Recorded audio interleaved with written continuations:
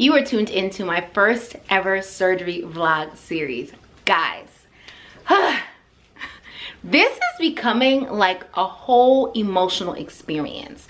Like, first I'm super excited, then sis is on the verge of tears, then I'm like, yay, we made this step, then I get pulled 2 steps back. Like, this is like really, it's just crazy. And you know what?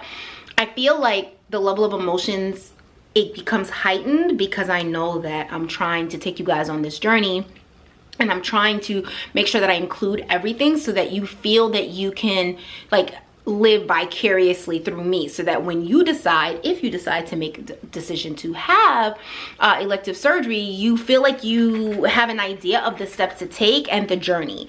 But a journey is like the perfect word to explain like what the last couple of weeks have been like. So I'm going to share with you first what we've been through so far in this surgery vlog series. First video, we talked about the procedures that I was interested in getting. I wanted to share with you guys, you know, like, hey, this is what I'm thinking about getting. This is what I want to do for this round. As you guys know, this is my 3rd round. The second one, we talked about what you need to do prior to even thinking about what surgeon, where you're getting it done, like first few things you need to do. Then we talked about research tips, like how do I research a surgeon, right? Like, I don't know where to start. There's so many options, whether I do it in state, out of state, out of the country. You know, if you're currently in another country and you're thinking about going into another country, coming to the US, how do I make these decisions, right? So we took you through that. Then the next thing I talked about was breaking down the prices. So I come down to 3 candidates, right?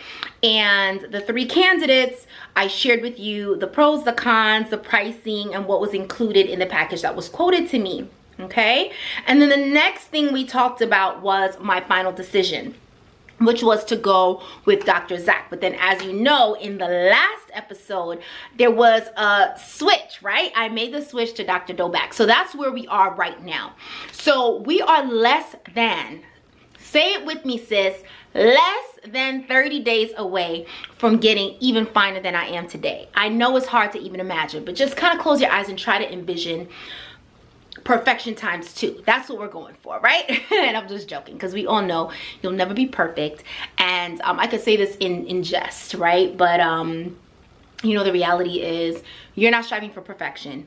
You know, if you see certain things in your on your body that you want to change, and you are in a financial situation to be able to do that, then that's what you should do. But you have to love yourself first. And I went through a very long journey of that, which I could talk about on another day, because I could go through a whole other situation. But the point is, today, as it stands, I have to tell you guys what got us to this point. So today I am filming, I'm gonna let you know what day it is, because I'm probably going to film this next week. I mean, I'm sorry, upload this next week, because I have a couple other videos, but I'm gonna upload this one first. So today is July 1st. We are 19 days away, because our surgery date is the 19th. I cannot believe it. And it's going to be with Dr. Doback.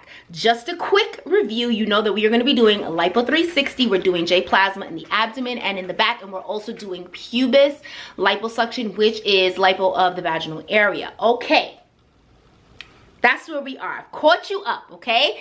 I'm going to make sure I link the playlist here, because you guys got to catch up with the other stuff if you want to know all of the details and how we got to this point. But here we are. We are less than 30 days away. On the 30-day mark, I received a notification that I needed to go ahead and include, get my medical clearance. All right, now let me tell you guys what medical clearance looks like. You will have to go to your PCP. If you don't have a PCP, that is okay. What you'll do is you will go to your, you can go to an urgent care as well. I will let you know ahead of time that 99% chance it will be out of pocket, even if you have insurance, because this will be the opportunity for you. This is not considered medically necessary, this type of surgery. Now let's say you were having let's say, God forbid, you had to have like a pacemaker installed, or you had to have some sort of gastric procedure, right?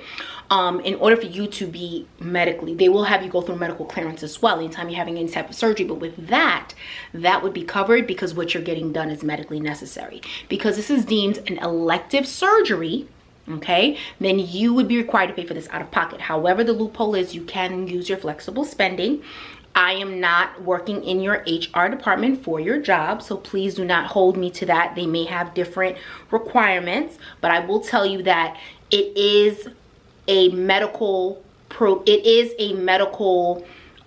clearance. So it should, even though it's not medically necessary, you should be able to use your flexible spending to pay for medical clearance. I am not a doctor. I am not your healthcare provider. Okay, all right, we're moving on. The coordinator from the plastic surgeon's office will send you a list of blood work that needs to be done. If you have any pre-existing conditions, like myself, I have hyperthyroidism, which is an overactive thyroid. They will then include some additional testing that you need to get done, right? So in my situation, I had to get a full thyroid panel, which is like 4 different tests that tests, you know, for your thyroid and how well managed it is or the lack thereof. There are 2 steps to be medically cleared, right? I am talking about the first step. The first step is in state or within country with your PCP or urgent care. Currently, I do not have a PCP in Atlanta. I use my gynecologist as like the person that coordinates my care, which is really like how you define a PCP, right? She kind of coordinates my care, but she does not do medical clearance. So therefore, I had to find someone who would do it. You make your appointment with the PCP, and then when you go there, you make sure you have your blood work paperwork with you, okay? So when I got to this doctor's office, as I said, I was a new patient, filled out all the new patient paperwork, blah, blah, blah, blah, blah. I get in now, another part of your medical clearance as well is your EKG. So when I walked in, they did not have a phlebotomist on site. No problem. That means I have to go somewhere else. I had to have my EKG done at that office. Besides your regular physical, like, or triage options, if you will, I don't know if I'm saying the right term, but like, you know, your blood pressure, your heart rate, things like that, oxygen, weight, height. Besides all of that, I had the EKG done. Once I had the EKG done, he comes back and he's like, okay, the EKG came back a little bit abnormal. Here comes the bullshit, right? I'm like, all right, well, so what does that mean? He's like, okay, well, if you take a look, it's supposed to look like this, but it looks like this. So in result, I think that we should have some more testing. More testing means what? More money, yes. So he's like, you need to have an echo test and a stress test, or else I cannot clear you for your surgery. So now I'm like, what? Right? Because first of all, let's just rewind a little bit. I didn't even share with you guys just yet. Not to go off on a tangent, but let's place this on the side and bring this to the front. All right? Let's parking lot this, bring this to the front. Let's talk about what we've purchased so far. We've already put down our down payment to lock in the date. We've already set up for the Airbnb, okay? My girlfriend's going to be going with me. So we are staying from the Sunday to the Saturday, okay? We've already booked and paid for that. We've already booked for a rental truck, okay? We've already booked our flights, all right? Now you're telling me something that could put me in jeopardy of not being able to be medically cleared. What? You know what I'm saying? So now immediately in my mind, I'm hearing the like all the calculations of the amount of money I'm about to lose, okay? Insane. So I'm like, all right, well, what does that mean? He's like, well, you need to have an echo test and a stress test. I'm like, all right, well, how long is it going to take for me to get these tests performed? Because I know, again, with COVID, coupled along with whenever you're doing these type of specialty tests, you will have a delay in being able to get the appointment scheduled. So that's the other thing going through my mind. Like, first of all, am I going to be medically cleared? Because I may do well on these tests. It might come back fine. But what if I can't get scheduled for like another month? Sis doesn't have another month. Another month, I'm going to be post-op.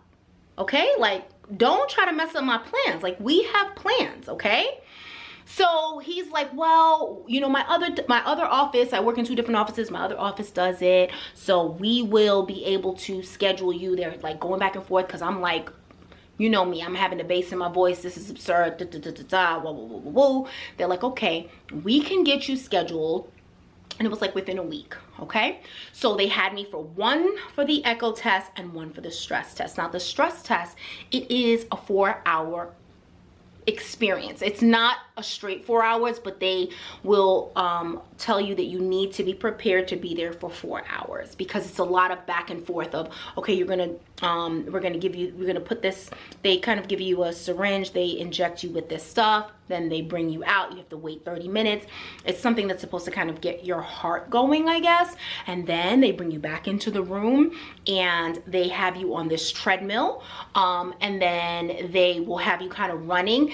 Think like the 50 Cent video. Do you guys remember that video? I don't even remember the name. Comment below if you remember, but remember he was like running on this treadmill and he had all those sticky things on him. Same experience. Sis had the same experience, okay? So I did that. Then during the same test, they take pictures of your heart as well. So that's another part of that same 4-hour experience. And then separate from that, we have the stress test. The stress test was the day, the echo test. The echo test was the day after. And that test, it took a lot less time.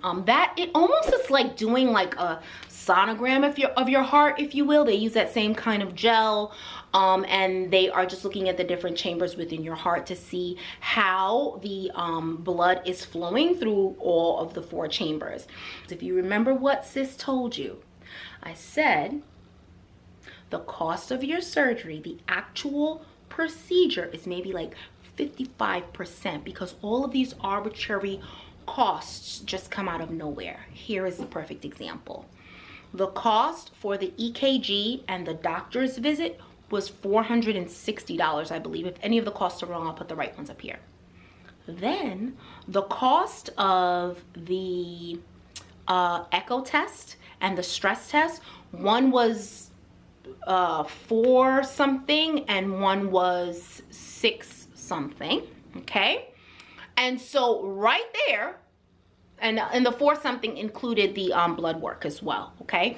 So right there, I'm looking at about what, $1,300 to $1,500. That's just the medical clearance. And don't forget, once you get down to Miami, pre-op includes medical clearance again, okay? My understanding is it's cheaper down there, and obviously I won't have to do an echo and stress test again. But my point is, these are the things that will have you feeling like, oh my God, what's going on, right?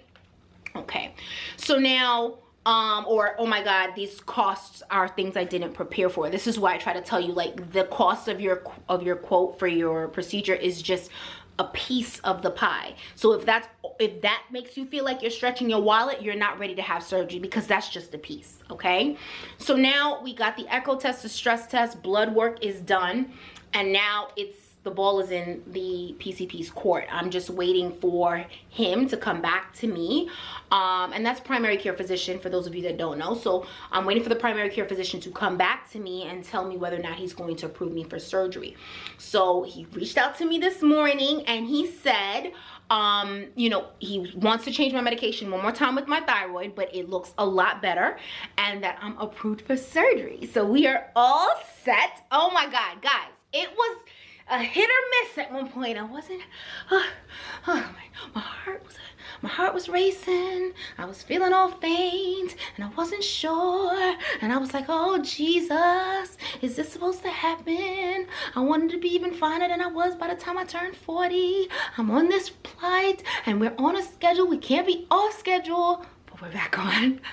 We're back on, so we're good. God is good. You know, things happen the way they're supposed to happen. You know, I say it in jest, but you know, if you don't get medically cleared, God forbid, you know, you have to look at a bigger picture. Of course, in the moment, it is okay to be disappointed. You have the right to go through that grieving process, but once you're done, you realize, you know, you don't want to go under the knife. You don't want to go under the knife and not be at the pillar of health. Because this is the thing that, you know, when you see a lot of these people who, you know, surgeons who have people that don't make it, you know, I do know that there are quite a few, and that's why they started doing 2 sets of medical clearances, right? This has been going on for a while, but this is why they do that, to kind of cover themselves as well, because a lot of people were just having these doctors that'll just sign off, oh yeah, she's good to go, no problem, right? And just sign it off depending on how much money you pay them, and there are some things that are wrong and your body is not strong enough to go through the type of pressure and stress that happens when you go through a procedure like this. So you want to make sure that you're doing it, you're on the straight and narrow. Like I said, it was definitely like an emotional thing for me, almost to the verge of tears at certain points, because I was just like, what is going on? Like, I thought I was doing everything the right way. Like, what is happening? But you know, God is good. Everything is going well. So we are scheduled. By the time you see this, it'll probably be a week from now. So it'll probably be like 12 days away. I'm very excited. I'm just kind of doing all of the last minute things. So I appreciate you guys for staying with us until the end. Comment below if there's one thing that you learned from today's video. I hope you've been following along and enjoying this series. I really appreciate you guys so much for watching. Also, we reached 1,000 followers. Thank you guys so much for your support. I really appreciate you guys so much for watching. We love you guys. We love you guys. We love you guys. Until next time. My focus been drifting away from you. Just wasn't our time, our time. You can say